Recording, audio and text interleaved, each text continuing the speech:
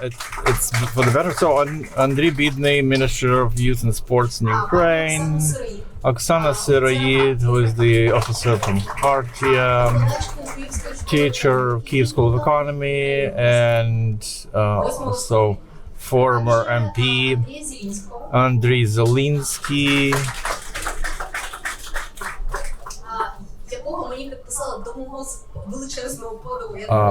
who is the head of the Supervisory Board of Ukrainian Veterans Fund, because I know ANDRII as the military chaplain and as a person who has a lot to do with also working with veterans, youth, and the warriors. So the national identity is the key to national security. And I would like to start from a minister. I know that according to the law, your ministry is the state agent responsible for national identity. Does the state believe national identity the key to national security, or is it just an idea that somebody believed? Yeah, and the Ministry of Youth and Sport is responsible for shaping the policy in this. Of course, it understood that it's a cross-sectoral issue and it cannot be locked on one ministry alone. So we have an honorable function of moderating, aggregating, and streamlining those projects and initiatives that are implemented by different ministries. Now, we are very much cooperating with civil society. Is it the key to national security? I think Oksana Zabushka had provided an exhaustive answer to this question. Just remember what hybrid war is waged against us. And back in 2013, Gerasimov, when he read the lecture, he noted that the question of war in humanitarian space is no less important than the kinetic war on the battlefield. And now our NATO partners also see that it is just as much as cognitive war, and we have to develop cognitive immunity that also try to erase our memory and impact our attitude to ourselves and the world around us. And it's also shown that occupied territories, what the aggressors begin with, is erasing Ukrainian, Crimean, Tatar, or other national identities, and harsh propaganda, imperial propaganda.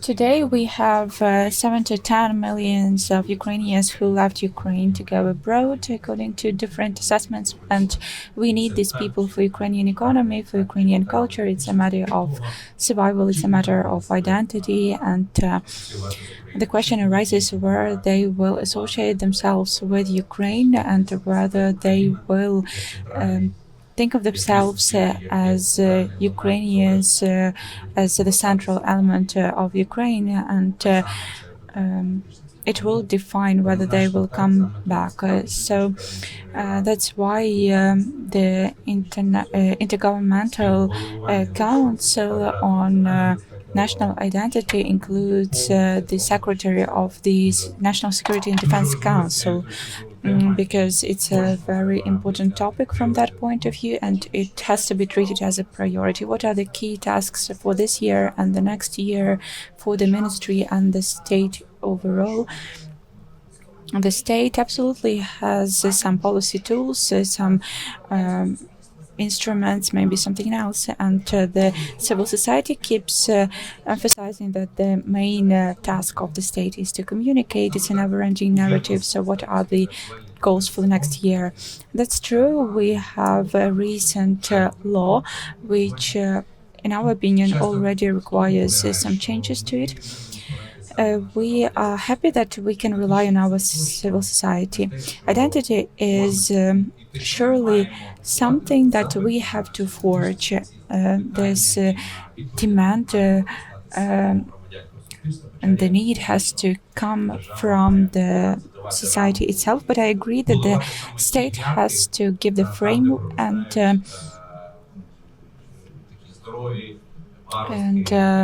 foster the best manifestations of our national identity. How can it be done?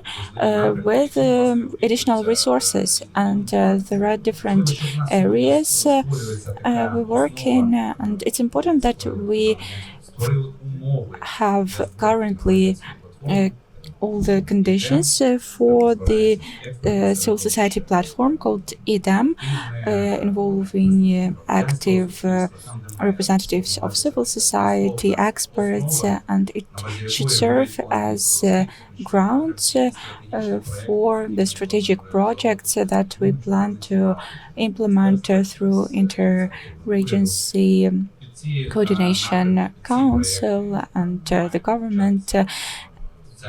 The socially responsible business has to join these projects, and I think that such an approach has to systematize this work. And we also count on our international partners who help us when it comes to national security. We also count on them. Thank you very much, Oksana. We talked with you about the fact that the topic of security is quite broad, but it's something fundamental in the army, and that's something people in the army risk for. And before we start talking about the military, our soldiers, I would like to mention again this critical distrust of Ukrainians towards the state as a category. And the question is how you, as a public servant, as a professor, as someone working with the military, how do you view that? Because I was surprised with these figures, with how big is this distrust and division. Thank you very much. I was actually listening to all the considerations about identity, and I cannot say that identity is something we can treat as a concept. It's something we have to act on. It's something we have to show with our actions. And I was thinking how to describe it today. It seems to me that our identity reveals itself when we face a threat. Maybe it's always like that. I wasn't actually researching that, but the threat shows you how you'd like to define yourself and therefore act. That's how the identity is forged. I became a Kharkiv resident, for example. That's my new identity, and it emerged because of a threat, which made me come where I find myself today. And I like this identity. I practice it. And if we look globally, if we take this global identity, we know what a threat is, right? We should not even debate on that. We understand that, but let's now look at what preserves us, what helps us survive today. And I think there are two things. The state, meaning institutions, and the military, the army as an institution. So they represent the society, but there is this important part of being an institution. I guess we could see that during the first days of the war. If the institutions disappeared during the first days and went to exile, we would disappear too. we wouldn't exist. And the same goes for the army as an institution. Without such an institution, we would have just partisan brigades, and we would run in the woods, and everything would end very soon. And by the way, Clausewitz mentioned that as well. He said that the victory depends on this holy trinity, the authorities, the military, and the society, which should make one. And going back to what preserves us, what gives us a chance, it's institutionalized state and the military. So for me, the topic of identity is something primordial. Is we have to identify ourselves as citizens of a state.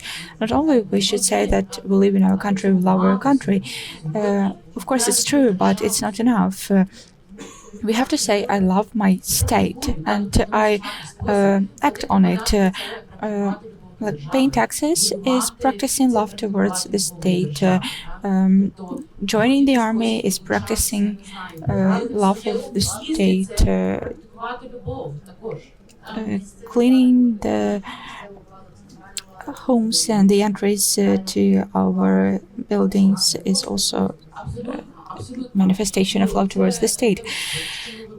And you started with the fact that people have this prejudice towards the state, but I can actually contest that. I will forward you the survey. All right, but many people who become respondents in such surveys answer to the question, what is the main problem for Ukrainian business, saying that it's a non-predictable nature of state policy, but not the war. Obviously, to a large extent, this unpredictability is related to the war, but for some reason, the war is in brackets for them. And this distrust, autoimmune distrust, is directed on the state. And it's harmful to make such surveys today. There are similar political surveys. They asked people what are the main problems in our country in their view, and people ask corruption, etc., but not the war. And then we see the result that corruption is the main problem in Ukraine. And the main threat is not there, but it's not true. So these questions manipulate Ukrainians' consciousness. That's so-called forming social studies. Ms. OKSANA, we understand the frame, we understand this challenge in terms of drafting, and there is a lot of Russian manipulation. And we all understand that actually it corresponds to the interests of our enemy, having this distrust towards the army. What do you do specifically in Khartiia to work with the matter of national identity, and what can be applied in another levels outside of Khartiia? And what are actually your functions within the corps? You haven't mentioned that. Well, first of all, I will quote the commander who said that you have to be born to serve in the army. Currently, we almost no longer have professional military in the army. Most of them are those who had a different calling in life. And on the one hand, we train soldiers, we try to give them some experience for them to be adapted to the war.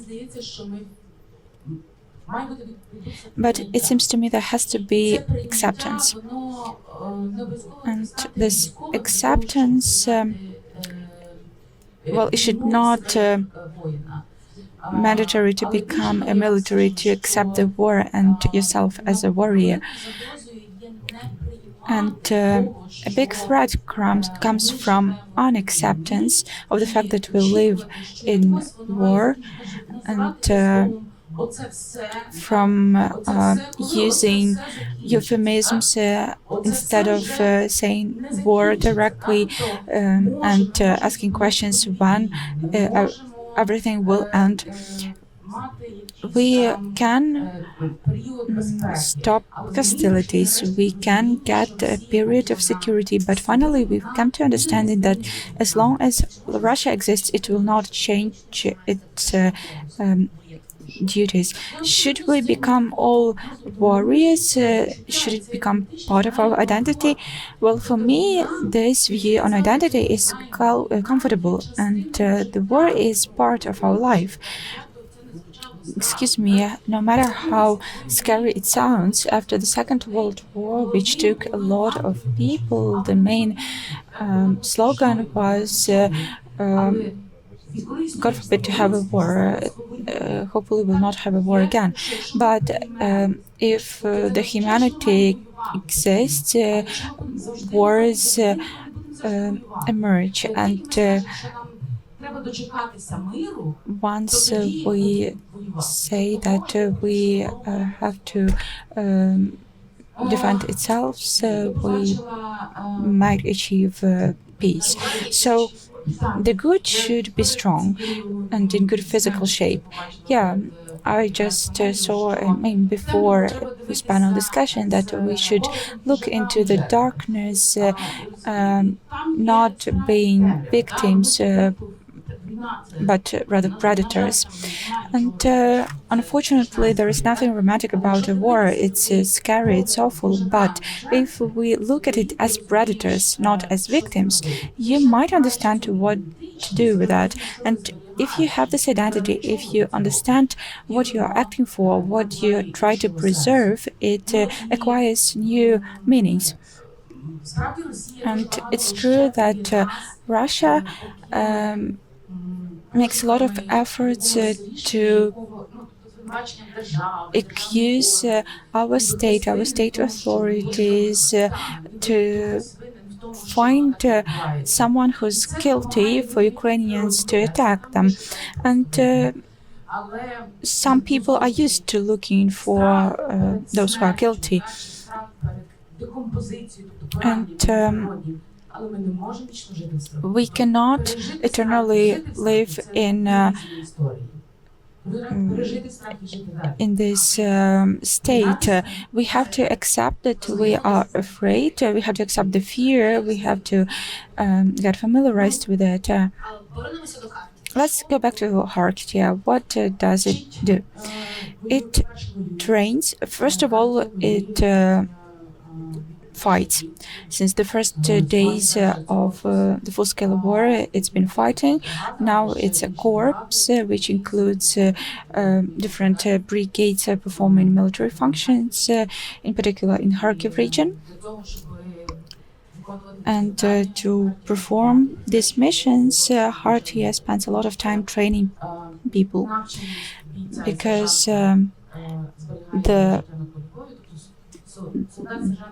the soldiers have to kill and survive, even though it might sound scary. For that, we have to train people. And a trained commander has to plan the missions and ensure that those who perform the hardest tasks do that successfully. And the state has to be the biggest value.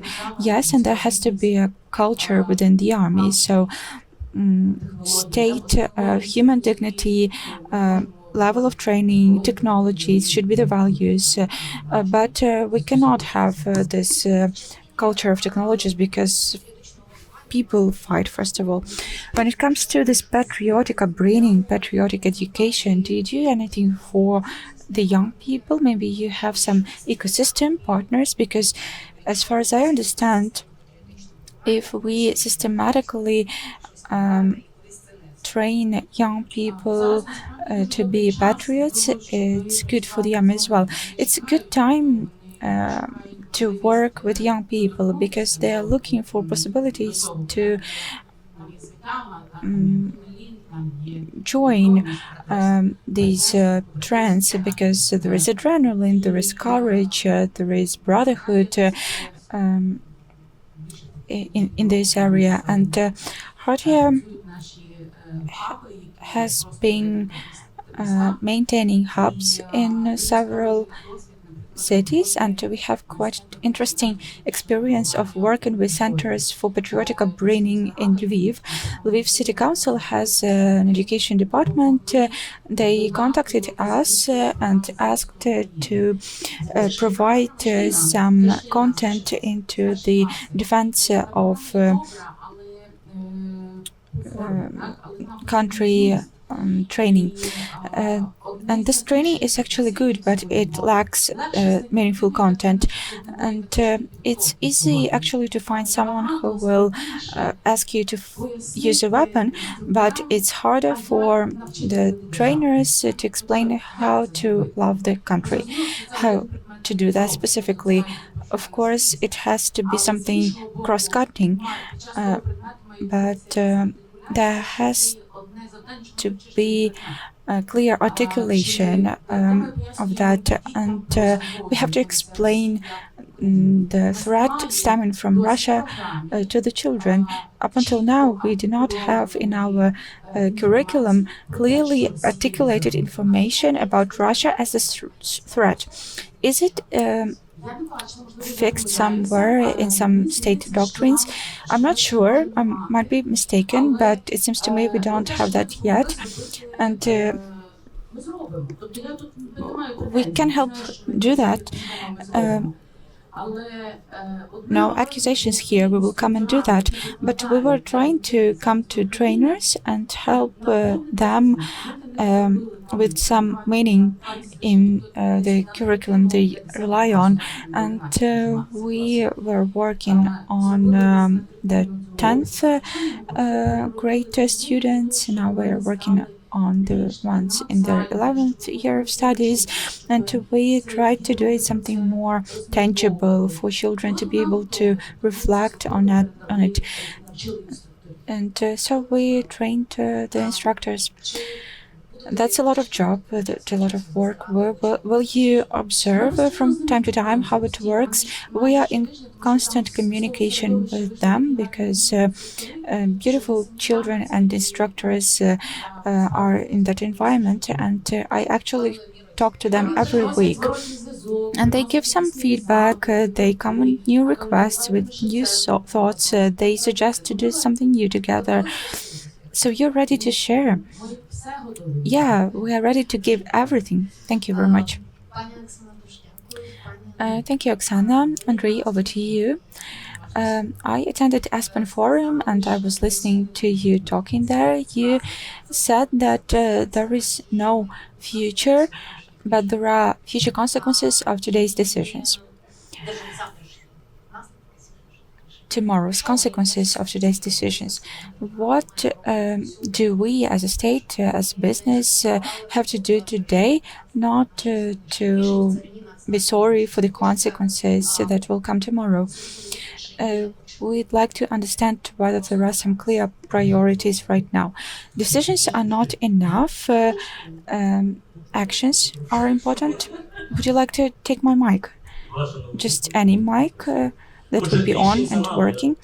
It's not enough to have decisions today. I differentiate between today and tomorrow. Actually, the decisions require understanding what we are moving toward, to some clear horizon that we should reach, and that's where we find this term identity.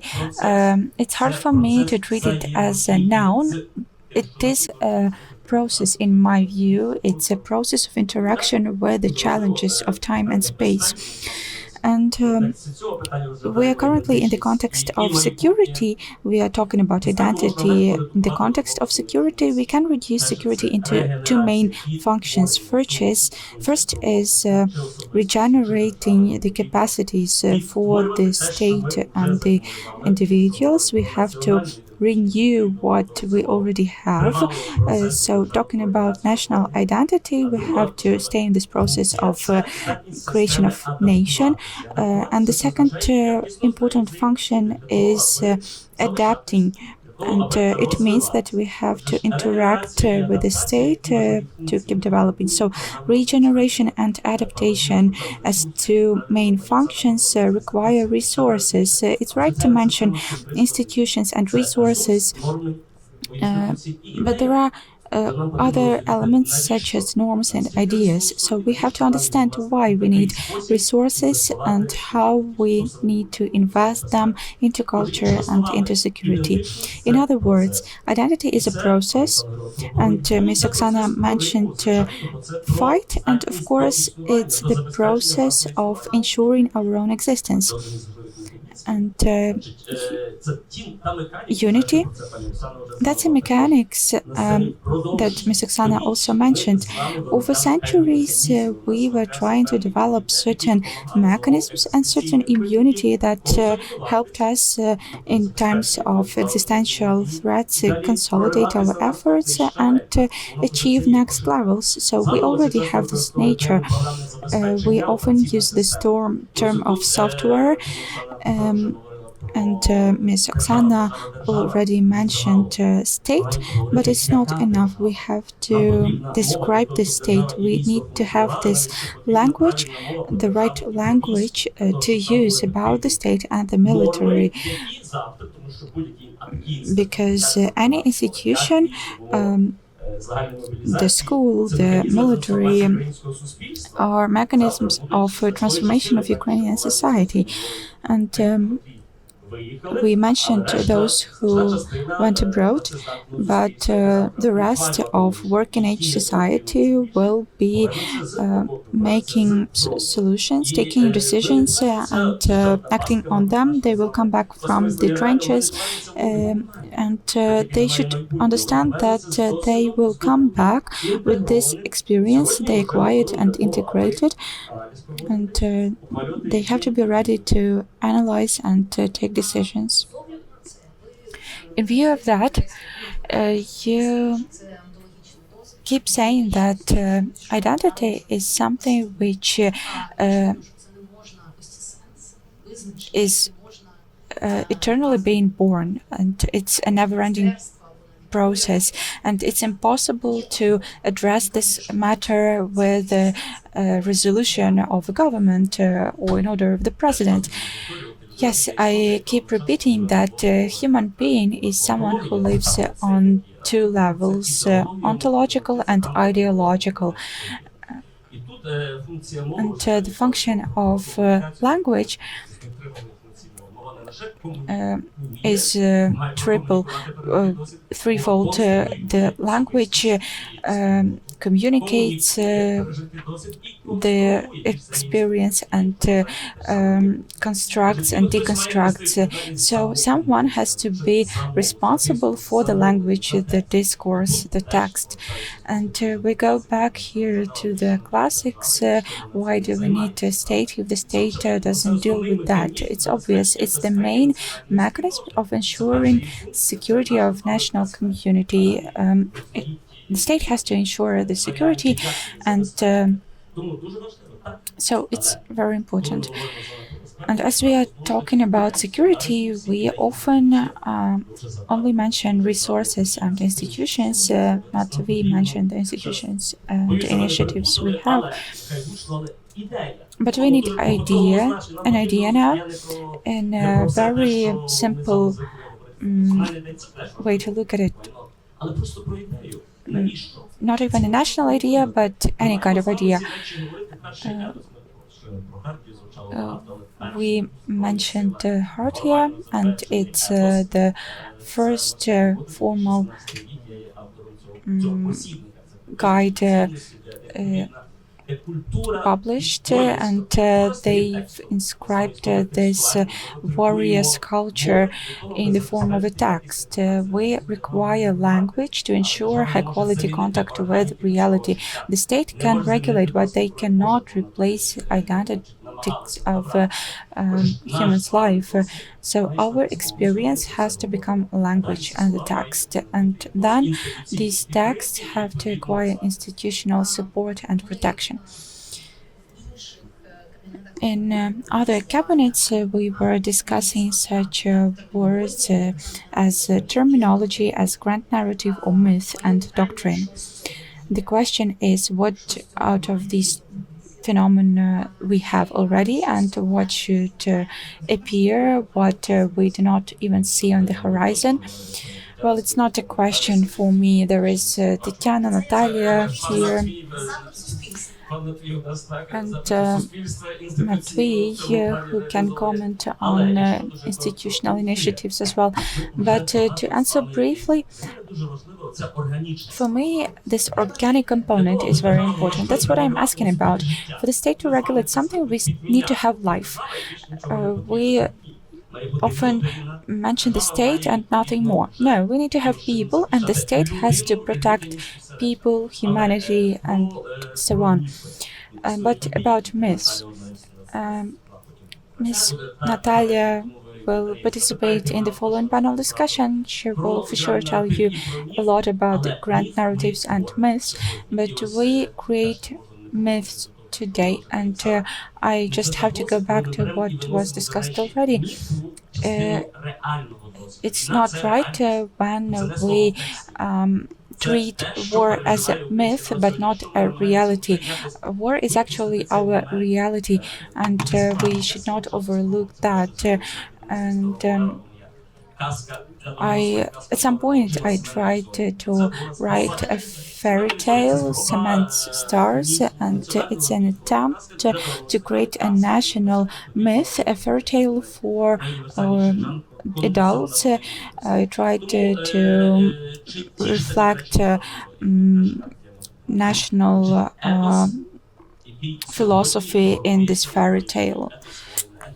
So the ethos of a Ukrainian, of a military person, when we talk about identity, you know, it's been the time of never again. But when there was, has there ever been a time when there was no war? The Ukraine has to fight.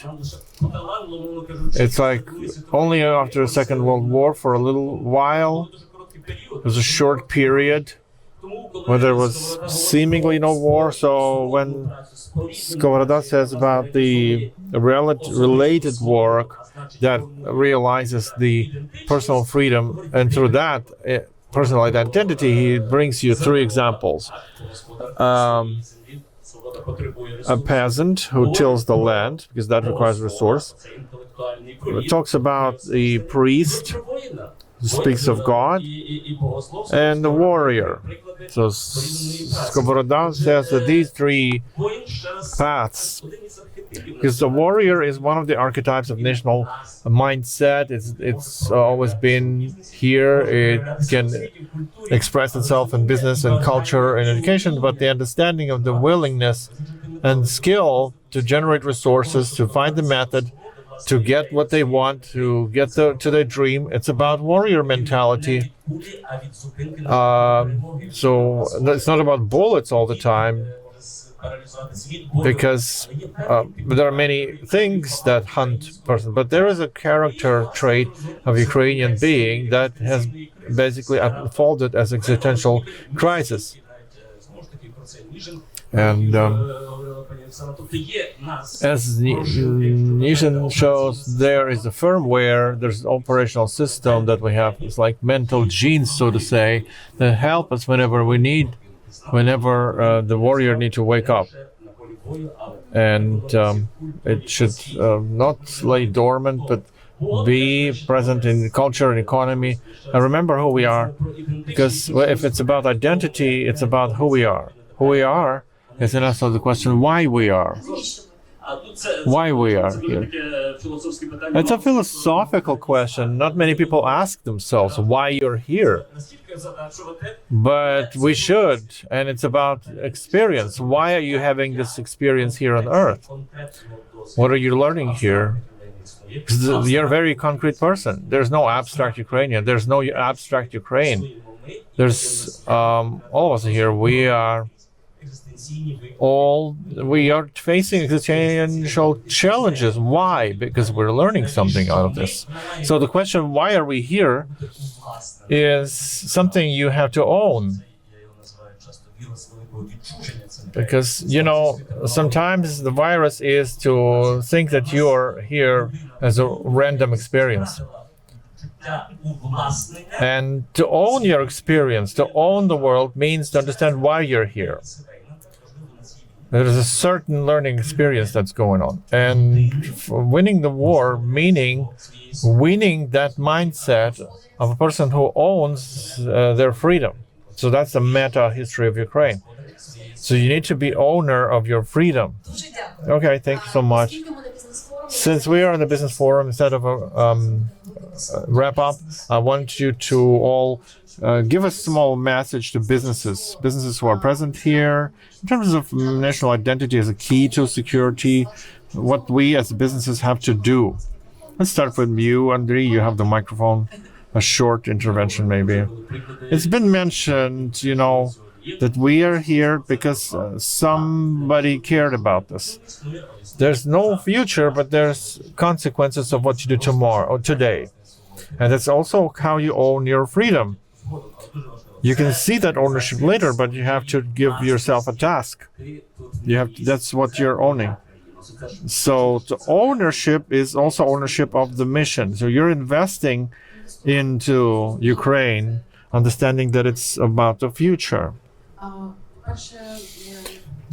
First of all, I think one of the reasons why Russia was not successful from the beginning is we also did the study and we saw that Ukrainians went to fight for ownership and freedom, the spirit of owner of their freedom. We have to remember that, because that gives us motivation and support from the inside. And what now is a concerning thing, and a troublesome thing maybe, is that businesses, because they want to be successful, because they want to be result-oriented, here in our country, it feels competition for people who have to be either fighting for business goals or fighting for military goals. So we need to talk with businesses. We need to be honest to fight through this fear in order to survive, so that the warriors come back to a business community, but maintain the mindset of understanding why you're here. Well, we want to thank the businesses who, during the war, in these difficult conditions, are doing so much for Ukrainian state to stand strong. And I like the theme that we have to own our own freedom. And to own your freedom, you have to understand why you have it, why you need it in the first place, and why you're here. So it's all about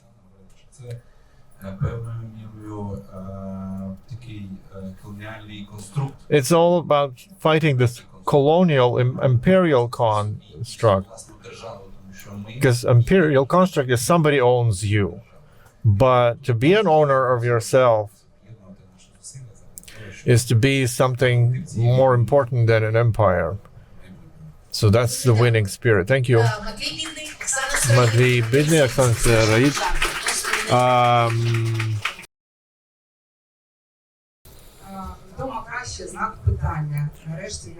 So is it East or West home is best? Question mark. It's a short presentation in the context of this panel discussion, in the previous panel discussions, and the next discussion. So we compared Ukrainians abroad and Ukrainians inside Ukraine. What was the most important thing? I'm putting this here for discussion. So first of all, Ukrainians abroad, they are a bit more pessimistic than those who stay in Ukraine. The young people are more pessimistic than the adults. On one hand, we do understand that it's a certain finding justification why I'm here abroad, because in Ukraine everything went sideways. But not only that, we understand that both adults and young people in the new environment, they are in their own information bubble. That means they consume information that feeds them this idea that Ukraine really is going sideways. And we remember that demographic front line is another front line. So depopulation of the country is one of the plans of the enemy. Second, expected for how long the war is going to go on. So expectations. Some 25-30% believe that the war is going to drag for longer, but 45% of young people believe that the war is never going to stop because it's too lucrative. And they don't understand what future is there anymore if there's so much money. And they understand that I have only one life, each of these young people think.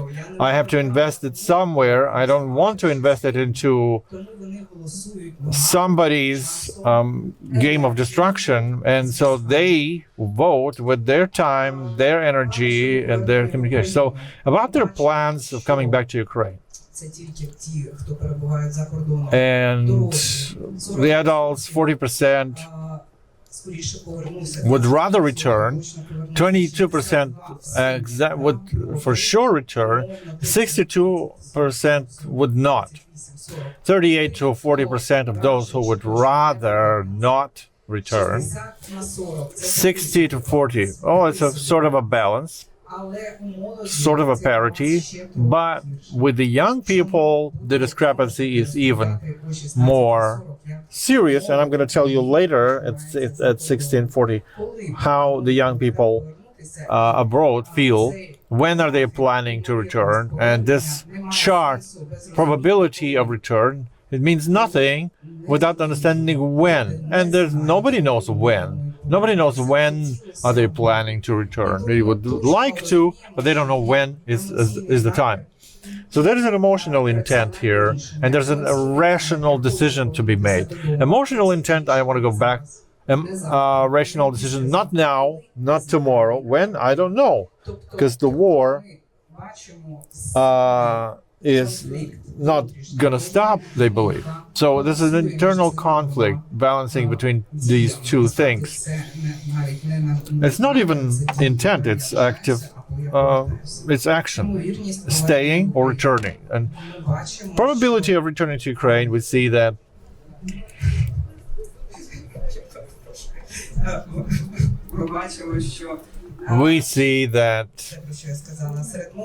among the young people, 57% would rather return sooner than later. A positive attitude to initiatives among the future repatriation. So what the signals they await from Ukraine so they can really decide to return. No coercive mobilization and all of that brutality. Next, capacity of Ukraine to actually defend and protect citizens. Language limitations.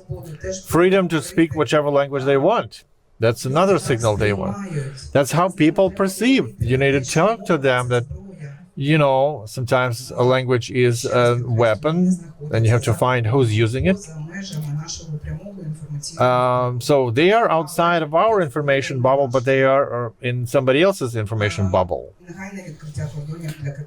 Borders open for all population.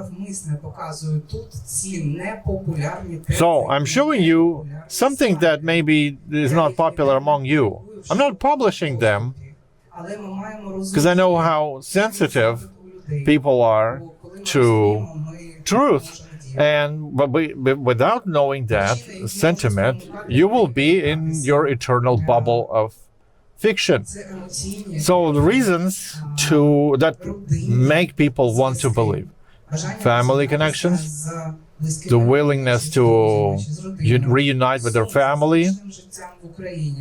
They are sad. They are, even outside Ukraine, they're stressed out all the time, and they are sentimental. They want to get back, and the willingness to pursue their dreams and aspirations here. So that's their capital, their human capital that they can bring. They can use it either in Ukraine or abroad. Abroad, they have to go down on their career path, several stories down. They used to be teachers, but now they have to pick up fruit in the orchard. So this is a kind of teaser. 1640 is going to be a bigger presentation. Thank you so much. Now we are going to invite for this podium the second panel discussion about culture as key to identity. TETIANA, BEREZHNA, Minister of Culture of Ukraine. NATALIIA, KRYVDA, Head of the Supervisory Board of Ukrainian Cultural Fund, Professor of the University of Shevchenko, and many other things. And SERHIY KVIT, Rector of Kyiv-Mohyla Academy. There's still no oxygen here, but there's water. So breathe the water if you need to.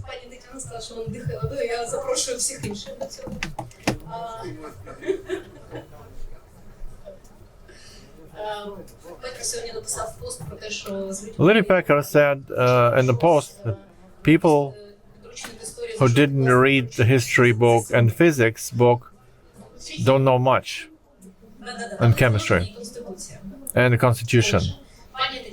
So, TETIANA, we have agreed that identity is the key to security. Second thing that often is manifested by NATALIIA, that the key to identity is in culture. The role of culture, how you understand it, as a head of the ministry that whose job is shaping policy and being responsible for institutions. So how do you see the priority in 2026? Thank you, NATALIIA. Thank you, everyone, for organizing this interesting discussion. 2 hours of intellectual heaven. That's a luxury. Thank you so much for this opportunity. So in this opportunity, I don't need to convince you that culture is the core of identity. Understanding your identity, understanding your culture is the foundation of national security, and the law on national memory is put into the text. But if you try and look into the detail, how I see it, how I feel it, and see it, and draw the cause and effect, what is culture? It's material and of tangible and non-tangible assets, and how these assets are managed and transferred. So identity, that's what makes us and surrounds us. So the culture and values and how we transfer all of them to one another. So when we are aware that this is something that it's your culture, it's your memory and history, then you can refer to Article 113 Constitution, that your property, you own your property and you have to defend it. So the culture and identity is the foundation of our national security. And I know you read the book Vera Ageyeva, And I like the etymology of the word remember yourself. Remember who you are, why you're here, what's your purpose here. So a small personal example, my father spending a lot in Ivano-Frankivsk archives. He's studying the history of our heritage. I know the names and surnames of our ancestors from 1700s because he's researching that. We know that our grandma stood before the Soviet tractor who wanted to take their land, and she said, first you take my body. So it's all about why we're here, what we're fighting for, why we're working, how we fight for our statehood. So understanding of this thing that you have, you own, is something that makes you stay strong. So the key projects of 2026, key priorities, where do you see through the optics of security and identity? Yeah, you can talk about culture all you want, but as acting Minister of Culture, I have to speak in very pragmatic, clear instruments, what we are doing in the Ministry of Culture to achieve the objectives that we declared. And of course, one of our biggest priority is finding resources to fund the culture. You have to identify your patch of land and water it. It's pragmatic. So now we're working on the law on supporting the culture through businesses. And it's a very pragmatic instrument that not only defines what support of culture is, and businesses can participate in supervisory boards of cultural institutions, not only to give the money, but to control how they managed helping in that. So of course, we want to remember the old tradition of supporting culture through business community, like Halshka Holovichevna, she helped. So this is the history of Ukrainian statehood. And of course, the autonomy of cultural institutions. So our cultural institutions are not only a place where we expose the culture and cultural values, but also the senses. Identity is a process that has to be practiced.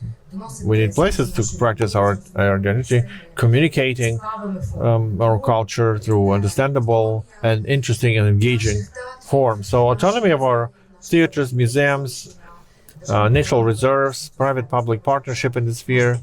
This is our second priority in the Ministry of Culture, and it's all been done in a very methodical way, without going too much into legal. So I was a student of humanitarian and legal, so I have both backgrounds. So defending our cultural heritage. So our cultural values are not artifacts, silent artifacts, and every time we're looking at them, tells us that we've been a long time here, we own this land, and ownership, it has to be protected. And when the Russians start attacking us, the first thing they aim at is our museums, libraries, they burn books. So we are now working at the ministry to formalize and systematize the protocols of evacuation of cultural heritage from the territories in the risk zone. It's not an easy job because there's a huge balance between the interests and protecting those interests. So these are the three priorities we have, just as cultural diplomacy, which is also the means to engage resources of international partners into culture. So it's a fund of cultural heritage. Belgian support, where they can provide more safe funds Okay, so Oksana has the book about Europe, and she says that Europeans don't understand us too much. Is that true? Well, each time when we are showing very practically that Ukrainian culture is a part of European culture, we then debunk this myth. Because in a couple of days, Theater of Franco, with support of Ministry of Culture, will stage the first European premiere of Macbeth in Poland and in Britain. And we show that we're not just some separate part of European culture, we are within the European culture. Everybody wrote about President's project, 1,000 hours of contact, 4 billion hryvnias. It's your mission, it's your job, but it looks like a challenge. Is there a vision how to work with it? Natalia, as a member of Ukrainian Cultural Fund, are you going to be one of the agents? There's the Institute of Cinema and Institute of Movies. Yeah, this is one of the most important issues. Program 1,000 hours of content to fill Ukrainian info space with the content,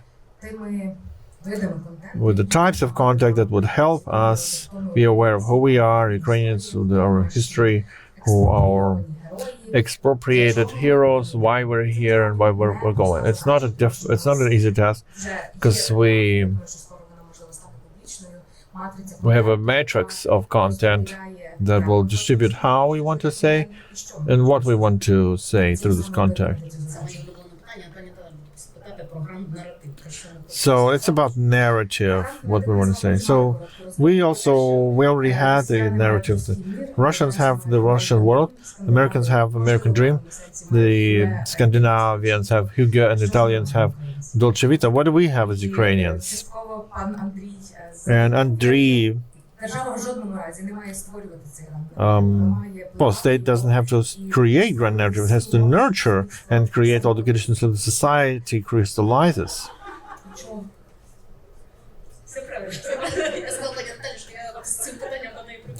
So, Natalia, I told her that I come to you with this question.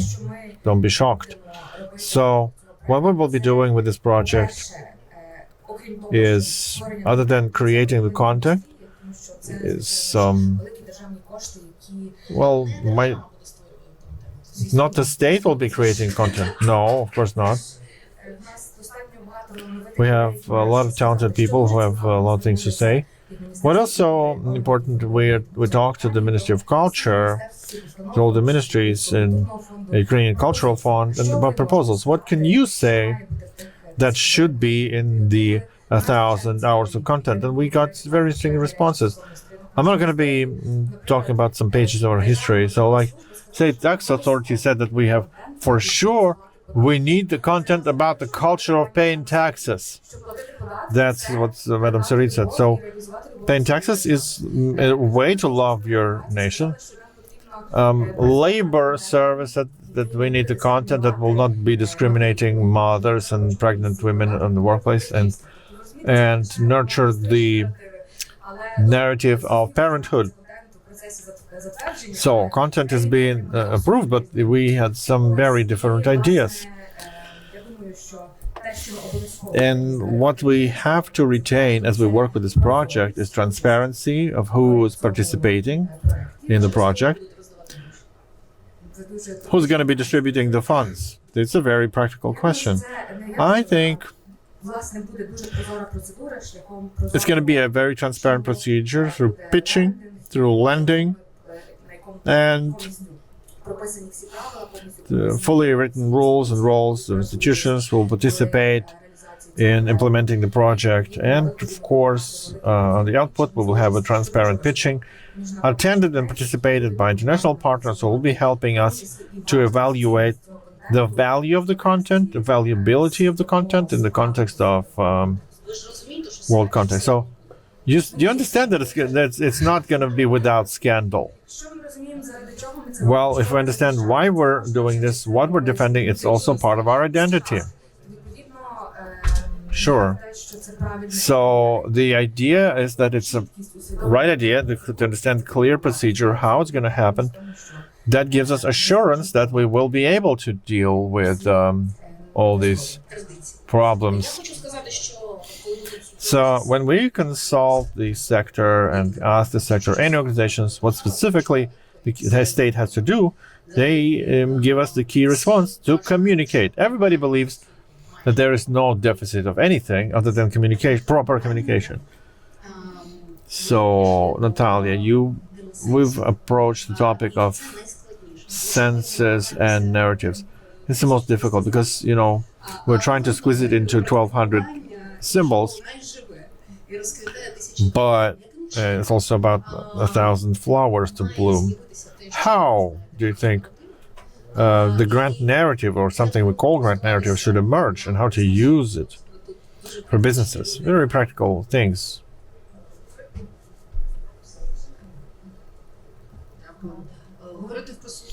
To speak in the presence of Oksana Zabushko, to anyone with academic education, it's an exam. No matter what status, I'm trying to throw sideway looks. What's her sentiment? I'm going to talk about senses, right? So first I would start. I saw Svetlana, Yuri Pivovarov. 4 years, I'm trying to intrigue them and trying to pray, suggesting to create a panel discussion about culture and identity in a bigger room, not in a small bubble. You can start with that. Sure. What's the main panel?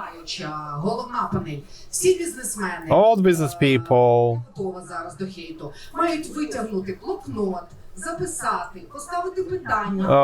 ask a question, get the answer from people who can talk about it, get some grain of communication, like communication officer of one of the brigades has a call sign, content. Well, the communication officer is now head of the Institute of National Memory. Now, about the senses. Culture is the space where senses are born. Energy is very important. Taxes are important. Economy is very important. This is like exoskeleton. But this exoskeleton has to be filled with blood and spirit and muscles and heartbeat and logos and content. Where Ukraine begins, where we begin.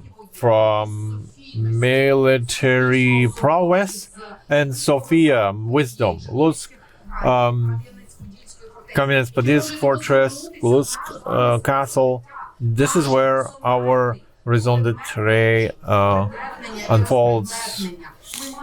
It's not that difficult. We have to teach people to unpack themselves in the world and the world in themselves. I'm happy that my Ministry of Culture, is a person with legal and academic background. Culture is not an eater. It helps the economy, it helps the military prowess. Not just the water, but nurture. Sometimes it is sprinkled with blood instead of water. The last thing I would say before you chase me out, Oksana Zabushko said that we lost the information war. I'm not commenting that. I'm a bit afraid to talk about it, maybe. But what we didn't lose yet is the semantic war, the war of senses. We are the sense, we are the meaning. We change the format of Europe. If the frame and the space contain senses, we are Europe. We should not go to Europe. We are Europe already. And the last point I wanted to mention, I took note of it. I just wrote about the European space. Europe offered us after 1945 the European idea, which is shifting from the military economy to the economy of community. And my colleague, Professor Marotam, now suggests the term military identity. I'm afraid to talk about that for now, but we cannot overlook that. Either we bring up ourselves in the context of war and accept it as part of our identity, or we are destroyed physically. And grand narrative. Yeah, grand narrative is our story about ourselves that we want to tell ourselves and that we are ready to show our partners, our enemies, our friends. Myth doesn't mean a lie. A myth doesn't mean a lie. It means your experience framed in acceptable language, acceptable terminology, and we just absolutely have to frame our experience in a way that it is clear outside of Ukraine and clear here. Dignity, freedom, democracy, solidarity, human rights and rule of law, Lisbon Treaty, and these qualities have Ukrainian military uniform. Before I pass the floor to Mr. KVIT, I want to say that I actually listened to a lecture given by Ms. Oksana Zabushko dedicated to the Independence Day of Ukraine. Maybe we should initiate such tradition, giving big lectures of intellectuals dedicated to Independence Day. Mr. KVIT, you're representative of an educational area, and education is a partner of culture, maybe not a partner, but a brother. And I still struggle to understand whether the Ukrainian education system works with an identity as a function or a topic or an objective. Is it something applicable or something big, like a big objective? Thank you very much. To wrap up our discussion, I would like to talk about rather specific things, because education, culture, identity is something more specific. We're talking about Ukrainian reality and Ukrainian identity. I would like to follow keep talking about what Ms. TETIANA mentioned, the status of culture. Unfortunately, our state still has many post-Soviet qualities. In particular, it treats education institution and healthcare institution to a large extent as enterprises, producing something and selling something, and then the state wants to collect taxes from them. But it's not right. It's a different area. It's not business area, because education institution and healthcare institutions produce different values, social values that are hard to measure in money.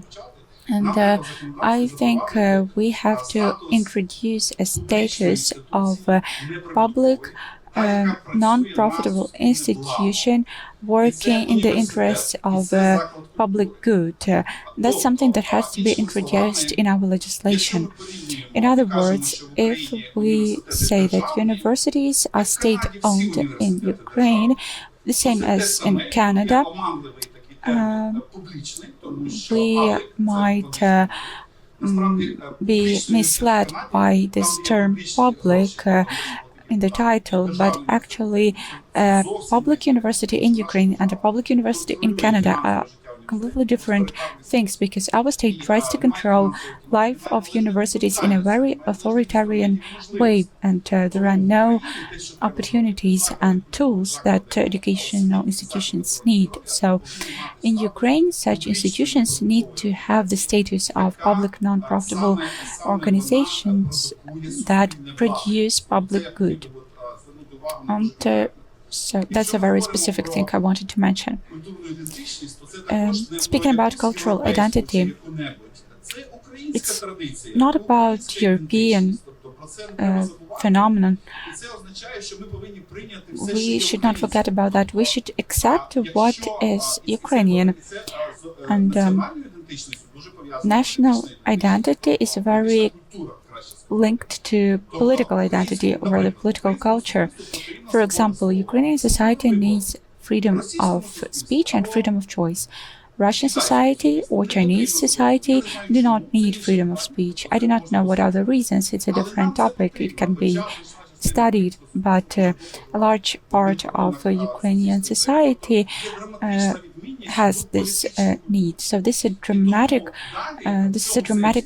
difference in culture, and there is no opposition between national identity and political identity or political culture. During Maidan, Mustafa Dzhemilov was saying, "I'm proud to be Ukrainian," and Yosif Zizet, who is charged with Jewish studies in our academy. He is a famous human rights activist, says that he is a Ukrainian Jew. So we live in Ukraine, we have our own history of fighting for Ukrainian statehood, and it's hard to explain to someone from different country this phenomenon through reels or stories. Why was Ukrainian society ready to this war? Why we had general meetings on Maidan? These things are part of our national culture. Ukraine has to be studied to be understood. We had a meeting in a think tank, very renowned think tank in Europe, and one expert working with post-Soviet space topics said that for him this war was something unexpected. I responded that I knew it since my childhood. I could answer to any questions about the war. So we, on our side, have to verbalize what we need for Ukrainian culture, in particular political culture, what our state should look like. Our culture should not be an alternative to the state. We say often the state and society. In English language, these are synonyms. We can call them both using the word public. But in our case, we differentiate between them, and we need to change our political language to achieve some real success. All of that is really complicated. A few more words about Kyiv-Mohyla Academy.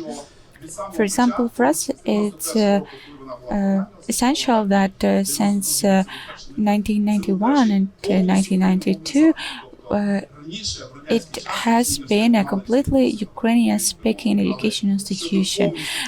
Unlike other institutions in Ukraine, all the paperwork, all the educational process, research within the institution was in Ukrainian, and Ukrainian language is key. We should not overlook that. And the last point, about Russian identity.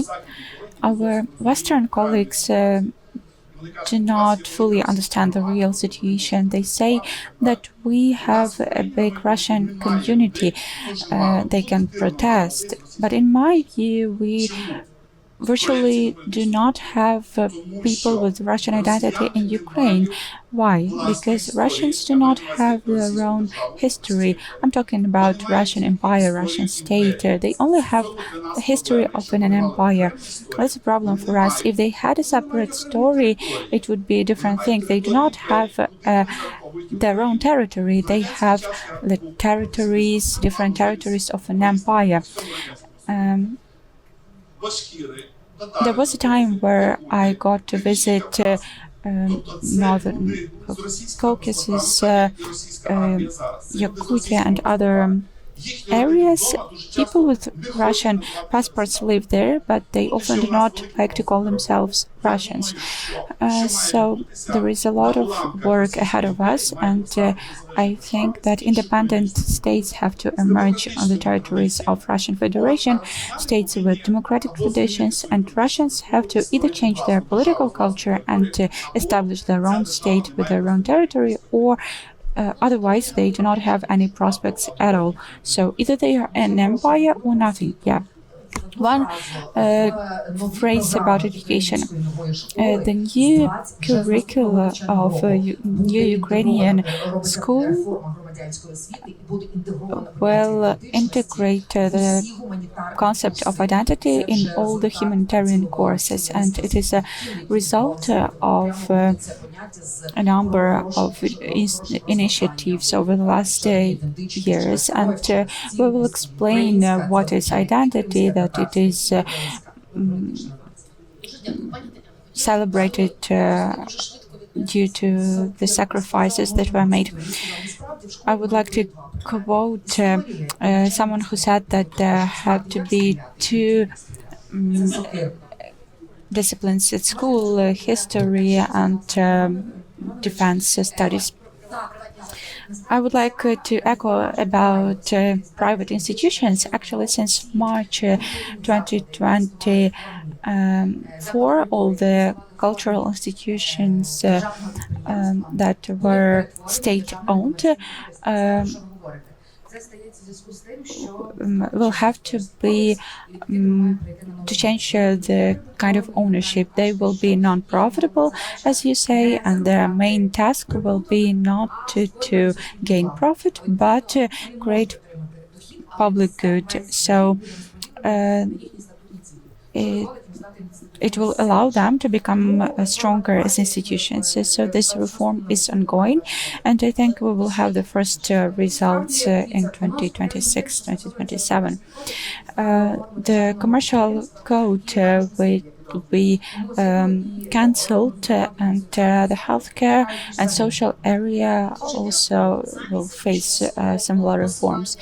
Thank you. And maybe we should make a message for business, just to wrap up this panel discussion and to take a breath of fresh air. Tetiana? The state, the society and business have to be united as never before, and we have to do everything we can not to distinguish between them. And what about culture? Culture is one of the biggest investments. In no way it is a soft power. It's not an entertainment. It's not something that has to be financed as a last point of the list. We need to have a socially responsible business which will invest in culture, and it will later be mentioned in our history textbooks. Culture is not something residual.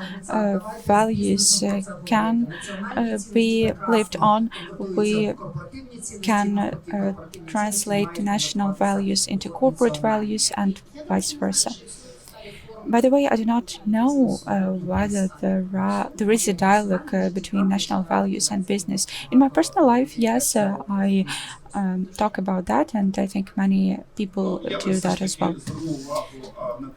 I would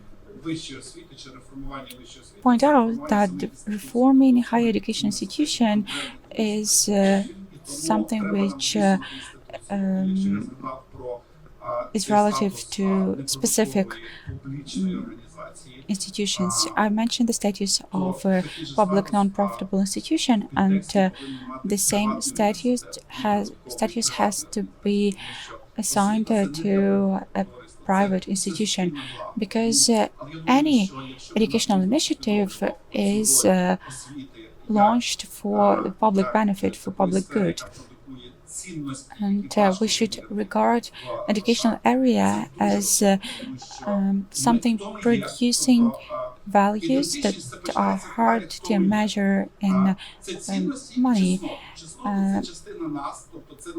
We have our values and our traits which define whether the culture is something important or the state is something important. And we can review them, we can reconsider them, but education and educational institutions are places where we debate it in addition to community, family, etc. So please pay attention to educational institutions and let's try to make them strong, self-sufficient and responsible. Thank you very much. I would like to thank you for bearing with us for over 2 hours. And let's organize a more fruitful discussion in a bigger premises next year with the same participants. Thank you.